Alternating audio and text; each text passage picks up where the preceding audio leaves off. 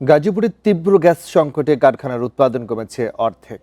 দিনের বেশিরভাগ সময় গ্যাসের চাপ কম থাকায় বেকার বসে থাকতে হচ্ছে শ্রমিকদের। এই অবস্থায় রপ্তানিমুখী পোশাক খাত লোকসানের মুখে পড়েছে। বেতন ভাতা নিয়েও শঙ্কায় শ্রমিকরা। গাজীপুরে তিতাসের সরবরাহের লাইনে গ্যাসের সংকট দেখা দিয়েছে। কারখানাগুলোতে প্রতি বর্গফুটে যেখানে গ্যাসের চাপ 15 পিএসআই থাকার কথা, সেখানে মিলছে মাত্র 2 থেকে 3 পিএসআই। জ্বালানি সংকটে উৎপাদন কমেছে অর্ধেকে। উৎপাদন ব্যাহত হলে একদিকে রয়েছে কারখানা বন্ধের ঝুঁকি, অন্যদিকে বেতন ভাতা পাওয়া নিয়ে শঙ্কায় শ্রমিকরা। এছাড়া গ্যাসের চাপ না থাকায় সিএনজি ফিলিং স্টেশনে দেখা দিয়েছে গাড়ির লম্বা লাইন। ক্যাপাসিটি হচ্ছে 40,000 পিস, সেখানে হচ্ছে 20,000 25,000 এরকম। গ্যাসের সংকটের কারণে আরও অন্যান্য ফ্লোরেও লাইন আস্তে আস্তে এক করে বন্ধ হয়ে যাওয়ার অবস্থা, যায় অবস্থা। কারখানা কর্তৃপক্ষ বলছে কারখানায় উৎপাদন কমেছে 50 ভাগ। শত শত কোটি টাকার লোকসান হচ্ছে মালিকদের।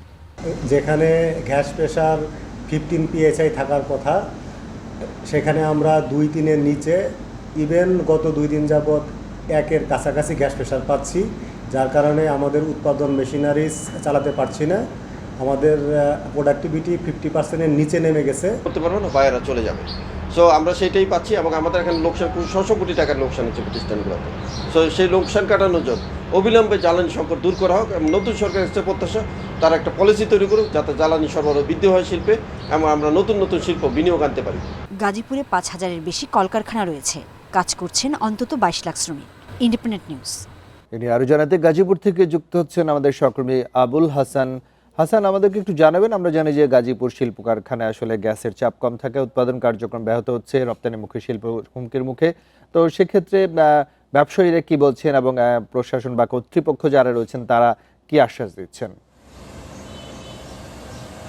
দেখুন, তিতাস গ্যাস ট্রান্সমিশন কোম্পানির যারা এখানে আছেন তাদের ব্যবস্থাপক পর্যায়ে একজনের সাথে আমার কথা হয়েছে। তিনি বলছেন যে গ্যাসের যে সঞ্চালন লাইন, সেখানে হঠাৎ করে গ্যাসের চাপ কমে যাওয়া বা গ্যাস না থাকার কারণে এই সমস্যাটা হয়েছে এবং সেই সমাধানের জন্য তারা কাজ করে যাচ্ছেন বলে তিনি আমাদেরকে জানিয়েছেন। তবে ব্যবসায়ীদের কথা যদি বলি, যে গাজীপুরে কম বেশি 5,000 মতন তৈরি বিভিন্ন কারখানা রয়েছে। এদের মধ্যে তৈরি পোশাক কারখানা, সিরামিক কারখানা রয়েছে এবং অনেকগুলো কারখানা রয়েছে যেগুলো গ্যাস নির্ভর। বিশেষ করে টেক্সটাইল, ডাইং এবং নিটিং যে কারখানাগুলো রয়েছে, সেখানে কিন্তু গ্যাসের চাপ চরমভাবে সংকটে পড়েছে এই খাতগুলো। এবং কারখানার যারা মালিক রয়েছেন তারা বলছেন যে কারখানার বয়লার মেশিন বা তাদের যে মেশিনপত্র রয়েছে সেগুলো চালানোর জন্য মিনিমাম 15 পিএসআই গ্যাসের প্রয়োজন, কিন্তু এখানে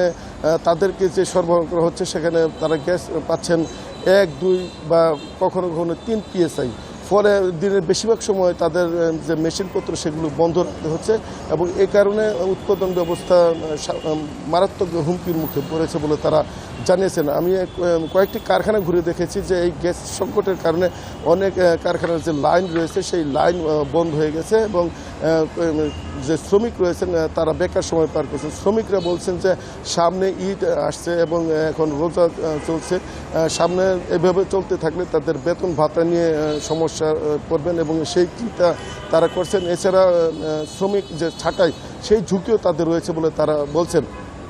আর মালিক পক্ষ বলছেন যে গ্যাস সংকটের কারণে যেহেতু মেশিনপত্র চলছে না, ফলে উৎপাদন ব্যবস্থা অর্ধেকে নেমে এসেছে এবং বাইরে যে অর্ডার সেটি তারা সময় মতো দিতে পারছে না। ফলে অনেক সময় তাদের অর্ডারও ক্যান্সেল করতে হচ্ছে। ফলে এখানে যে পরিমাণ উৎপাদন, সেই উৎপাদন যেমন ব্যাহত হচ্ছে, তেমনিভাবে তাদের যে বৈদেশিক মুদ্রা আহরণের যে বিষয়টি, সেটিও নেতিবাচক প্রভাব পড়ছে। ফলে তারা বলছেন যে এই গ্যাস সংকট দ্রুত সমাধান করা না হলে তাদের যে লোকসান সেটি আরও বাড়বে এবং এই খাত অর্থাৎ তৈরি পোশাক খাত বিপর্যয়ের মুখে আশঙ্কা তারা করছেন।